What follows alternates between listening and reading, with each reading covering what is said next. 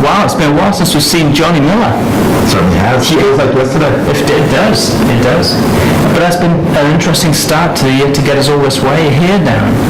He started something pretty special, maybe, for us. It's, I would say it's the defining moment of our year.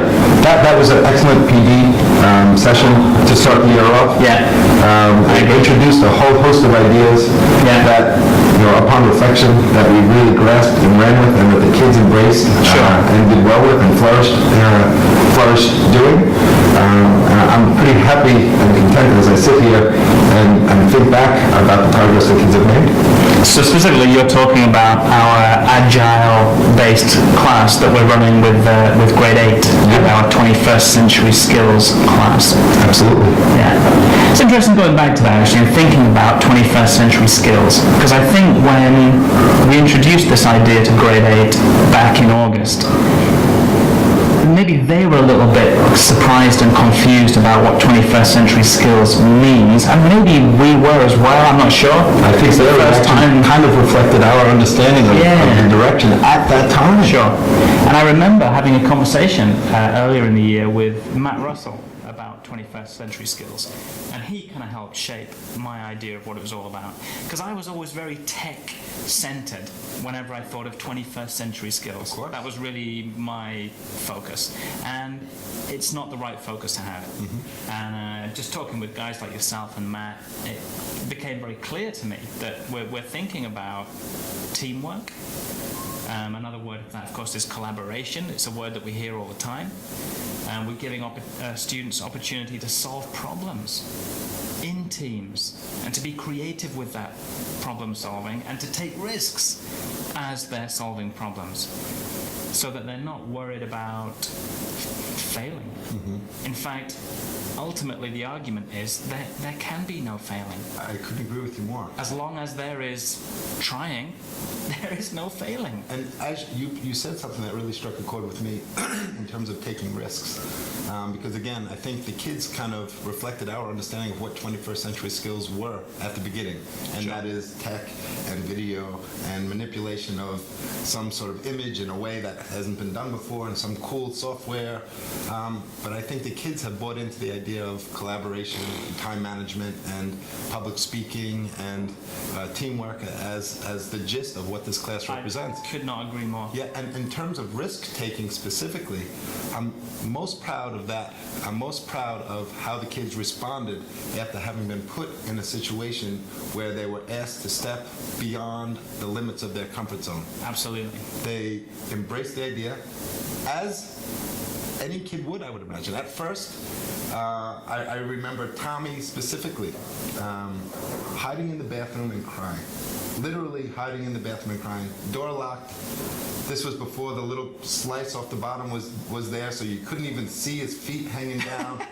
You had to recognize his whimper through the 2-inch wooden door to understand that it was him back there. And he was calling his dad, and he wanted out.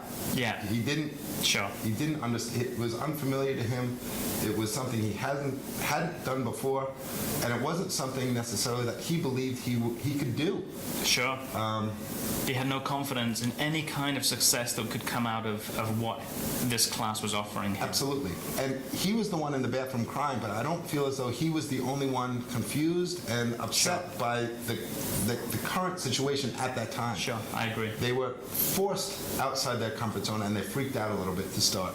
Well, recently we've been asking Grade 8 students to write reflective documents, which ultimately they will turn into presentations, and they've been doing that individually. A lot of them, having read through the drafts of their presentation scripts, they've focused on that.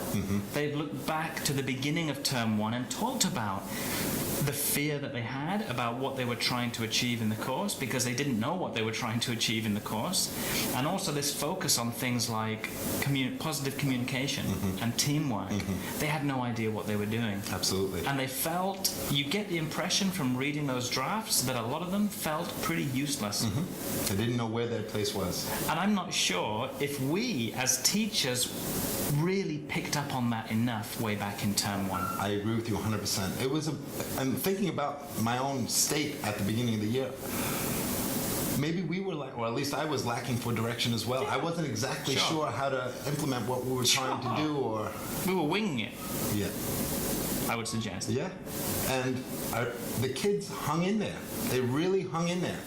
And again, moving away from that moment with Tommy, very shortly thereafter, we had parent-teacher conference, and I had a chance to meet with Tommy's father, and I was nervous as he strolled in, and he is the exact twin of Tommy. I've never seen you nervous before, Dan. It's just there's little drops of perspiration up here. Nervous all the time. So his father comes in with a big smile on his face, and it really kind of caught me off guard because I was expecting some sort of confrontation there, even on a mild level, questioning what we were doing. And to my surprise, Tommy's father came in and just lauded our efforts and completely understood the direction that we were going. At that point, when we met with parents, I think we had a better grasp on the direction of class and what we were asking of kids and what we were ultimately trying to get out of this class. His father bought in completely. In fact, he was complimentary on the level of difficulty that Tommy was experiencing. He didn't feel it was beyond Tommy.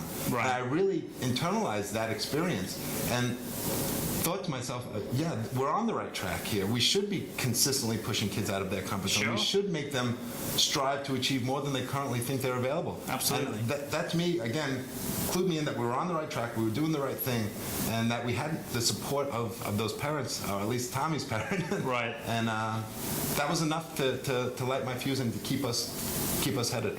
Well, it's a thread that has run through the entire year, even though some of the things that we've challenged the students with in Term 1 and Term 2 and Term 3 and Term 4 have been different. That constant thread has always been a reminder to them from us that this is their class. Mm-hmm. And one of their big responsibilities during our time together is the shaping of the class. They've been more responsible for that than we have, really. Without a doubt. And that's, upon reflection, it's one of the things I'm most happy about, is the ownership, the opportunities that we've been able to provide them to make the class their own. Yeah, they've taken ownership. That is exactly the word I was looking for. They expect it now. So when class begins, they don't look to us any longer for divide us up, right. Tell us what to do. They understand what they have. And we're at the point now in class where we have a small group project happening, we have individual presentations happening, and we have activity time every day. It is up to them to choose when they do their work. So they understand what's needed, they understand when everything is due, they understand that there's some group work and some individual work and some teamwork in terms of activity time, and it's up to them to pull themselves out of things they may want to be doing so they can address what's more important at the time. Because there are deadlines to meet. That's right. And I think this is one thing that as the year has gone on, we have maybe pushed on them a little bit more strictly.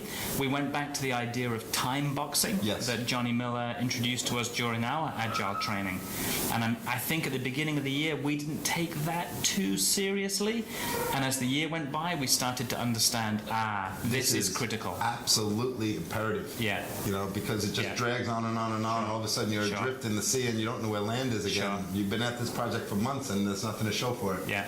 That didn't happen, luckily enough. They really kind of stuck to their project lines and all that stuff with regard to that positive school impact project earlier in the year. Right. But we really see the fruits of those labors now. Absolutely. It's amazing to me to watch kids that I see playing all day long, that I've had in PE, that love to play, take themselves out of the game so that they can go and do their group work or go work on their individual project. Yeah. It's wonderful to see. And in my opinion, this is that connection to real life. When you go home, when these kids go home, they have to make that choice between doing their homework and going out with their friends. And they're doing that in class already. Sure.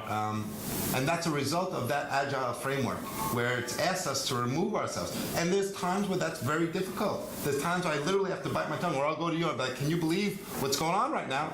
And I'm grateful to work with you because you're always reminding me, let it happen, bite your tongue, and let's just see where this goes. They know what they have to do. They know what they're responsible for. They know when it's due.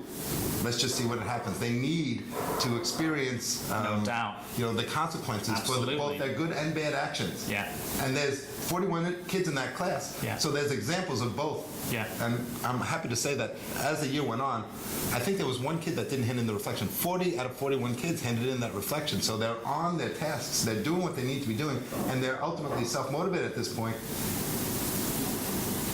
It's almost June. Yeah, it's sensational. Yeah. I think one of the big reasons why they've been able to develop as well, and this is something that you do a lot, and I've learned from you, I've taken these ideas back up to my IT lab in my other classes, you will start or finish a lesson, or sometimes start and finish a lesson with that big group circle. And it's a perfect circle. Everybody is equal and everybody has a voice. And that is their opportunity to think about some essential questions to help them get started in a lesson or to reflect on a lesson that's about to finish. And I think that's helped them to consider the idea of this is what we've been doing, this is as much as we've achieved, and this is the consequence. That's been an interesting reflective cycle using the big circle. I couldn't agree more. And another thing on that circle is at the beginning of the year we had our higher level English speakers kind of controlling the pace and tempo of what was said in that circle. Sure. And it's been a really pleasant surprise to see students like Dennis, like Luke / cousin, like Dan, like some of the new students, Allison, Christine, Nyi. They want to speak. They are speaking. Yeah. They are speaking. It's great. They're taking that step. The environment is safe. There's nobody laughing or pointing fingers about falling short of achieving their goal or not, I don't know. There's no criticism. So the kids feel safe to be able to move ahead and say what's on their mind. Absolutely. And I think, again, we were talking about biting our tongue when things are not playing out the way we want them to play out. That really makes everybody equal. Yeah. I think that's been the great equalizer.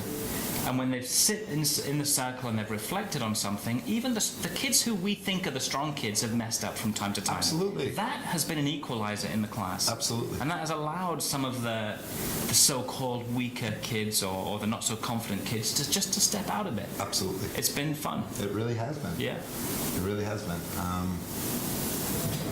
So what do we do next? Well, moving ahead, I would jump at the chance to do this 21st Century Skills class again.